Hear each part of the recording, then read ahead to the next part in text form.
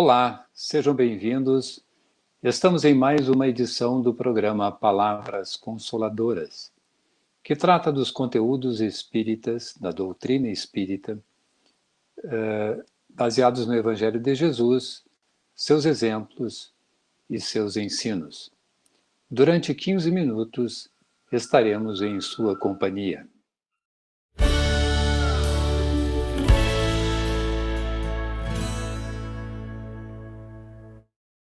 A União Municipal Espírita de Caxias do Sul nos oferece para o diálogo de hoje o texto Deus e Caridade, do livro Estude e Viva, psicografia de Francisco Cândido Xavier, pelo Espírito Emmanuel. E para nos ajudar a interpretar essa mensagem, a nossa convidada é Clementina Berno, colaboradora do Movimento Espírita da Serra Gaúcha. Olá, Clementina. Seja bem-vinda. Gratidão pelo convite. É sempre uma alegria podermos participar com vocês. Bem, para o início da nossa interpretação de texto, né, do texto Deus e Caridade, não poderíamos fugir da pergunta que também provocou Allan Kardec, a pergunta número 1 do Livro dos Espíritos, a fazer um questionamento bastante forte, que até hoje ainda muitas pessoas querem esclarecimento a respeito. E ele fez a pergunta, então, aos espíritos, que é Deus? O que sugere para nós, Clementina, diante dessa pergunta? A resposta, ela realmente é muito clara e muito direta e simples. Deus é a inteligência suprema, causa primária de todas as coisas. E então nós vamos evocar, Vanderlei, lembrando assim, até pelo texto do livro Estude e Viva, que nos serve de referência, quantos caminhos tortuosos percorridos pela humanidade, quantos tropeços, quanto esforço em direções equivocadas, que, na verdade, nos afastaram de Deus. E com Jesus, a humanidade começa a compreender que Deus é Pai, justo e misericordioso, não mais um juiz severo, distante de seus filhos, e que Deus não nos pede nem adulações, nem pompas, nem vítimas, nem holocaustos, e ainda assim a humanidade continua, ou seguiu, muitas vezes em direções equivocadas. Então, ao codificar a doutrina espírita, o primeiro interesse de Allan Kardec foi saber dos espíritos, que é Deus. E é interessante essa pergunta porque, a princípio, parece que choca. Não é o que ou quem é Deus, é que é Deus, para receber essa resposta assim muito abertamente. E quando nós... a resposta tão simples, né? E de absoluta segurança, é a inteligência suprema, causa primária de todas as coisas. Por quê? Porque tudo promana dele, ele é a causa primária.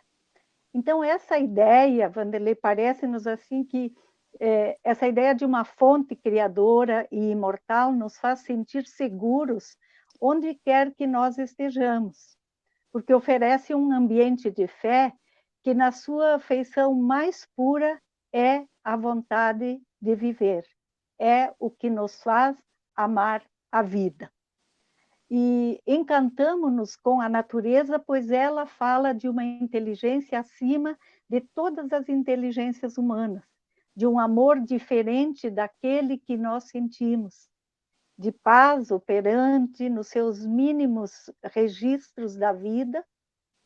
E então Deus, nós procuramos fora de nós, no universo, ele está igualmente no centro da nossa existência, porque ele está em tudo. E o Criador, ele estabeleceu leis que cuidam da harmonia do universo, para que seja dado a cada um segundo as suas necessidades. Não há injustiça, pois cada espírito, cada coisa se move no ambiente que a sua evolução comporta.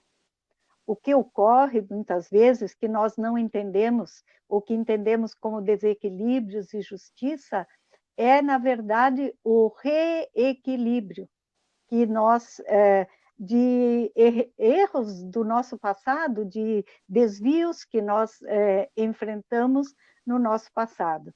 E de nossa parte, e de todas as suas criaturas, o que ele nos concita é o esforço individual e coletivo para alcançarmos o melhor.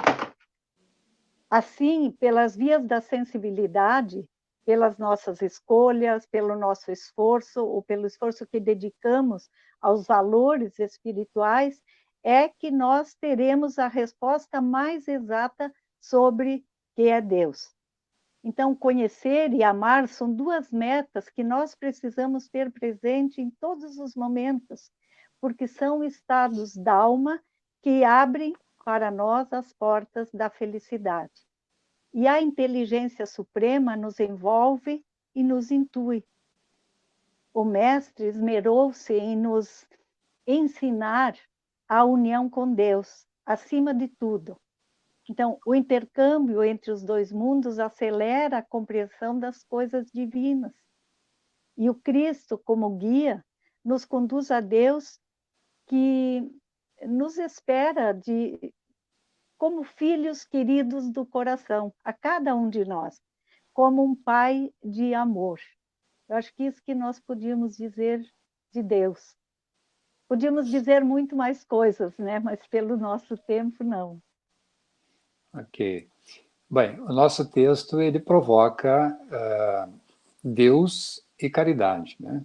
Exato. E Allan Kardec, ainda no Livro dos Espíritos, na questão 886, ele pergunta qual o verdadeiro sentido da palavra caridade, como a entendia Jesus. Poderia expandir um pouco mais a resposta, Clementina? Sim.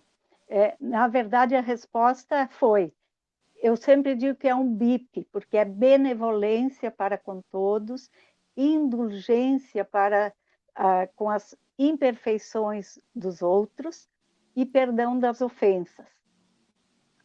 O codificador foi muito feliz ao formular a questão, porque ele fala do verdadeiro sentido da caridade e como a entendia Jesus.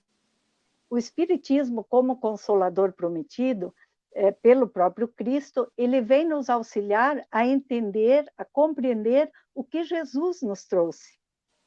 E, na sua resposta, os Espíritos, então, propõem 3 virtudes: a benevolência, a indulgência e o perdão. A importância dessas 3 virtudes se evidencia quando nós lembramos o lema proposto por Allan Kardec, que era fora, e que é, na verdade, fora da caridade não há salvação. Então, a caridade segundo Jesus, porque é ele que nós buscamos, abrange todas as relações com os nossos semelhantes, sejam eles nossos inferiores, nossos iguais, nossos superiores. E lá no capítulo 11 do Evangelho, nós temos uma frase que nos ajuda muito a compreender isso, quando nos diz que o amor, ou amar ao próximo como a si mesmo, fazer aos outros o que quereríamos que os outros nos fizessem, é a expressão mais completa que nós temos de caridade, porque ela resume todos os deveres do homem para com o seu próximo. Então, a caridade sintetiza todos esses deveres e nós poderíamos, então, dizer que as nossas ações para com o próximo, elas devem ser de benevolência. sempre que nós agimos com relação, nós temos que ter isso em mente, fazer o bem. E a questão 643 do Livro dos Espíritos, nós pensamos uma frase, diz que não há quem não possa fazer o bem. Somente o egoísta nunca encontra ensejo de o praticar. Porque fazer o bem não consiste para o homem apenas em ser caridoso, mas em ser útil, na medida do possível, todas as vezes que se apresentar uma oportunidade. E também podemos dizer que quando nós pensamos, julgando ou avaliando o próximo, também a resposta da caridade é a indulgência. E sobre a indulgência, o Espírito José, no capítulo 10 do Evangelho, lá no item 16, tem uma frase que lembra que a indulgência, ela jamais se ocupa com os maus atos de outro, a menos que seja para prestar um serviço. E mesmo assim, mesmo neste caso, tem o cuidado de os atenuar tanto quanto possível. Isso é lindo. E, finalmente, nós poderíamos dizer que, diante das nossas ações com o próximo, nós temos como dever exercitar o perdão. E não aquele perdão assim de lábios, mas o perdão de coração. Porque o perdão cristão é aquele que lança um véu sobre o passado e é o único que vos será levado em conta, visto que Deus não se satisfaz com as aparências. Está lá nesse mesmo capítulo 10 do Evangelho. Então, nós temos, neste contexto, Vanderlei, acho que lembrar que a caridade, se nós caminhamos para Deus, a caridade é o melhor caminho. E é vivendo, sendo caridoso, que nós nos aproximamos dele. Perfeito, Clementina. E unindo agora, né, esse grande tema, é a proposta dessa nova mensagem que eu te peço sinalizar, que como a gente pode levar, então, aos nossos ouvintes essa proposta do tema Deus e caridade. Nós poderíamos partir, Vanderlei, assim, de que o objetivo da nossa existência é caminharmos para Deus. E nós temos, como é que nós vamos compreender isso? Na questão 10 do Livro dos Espíritos, Allan Kardec formula a questão se pode o homem compreender a natureza de Deus. E a resposta é que não, porque falta-lhe para isso sentido.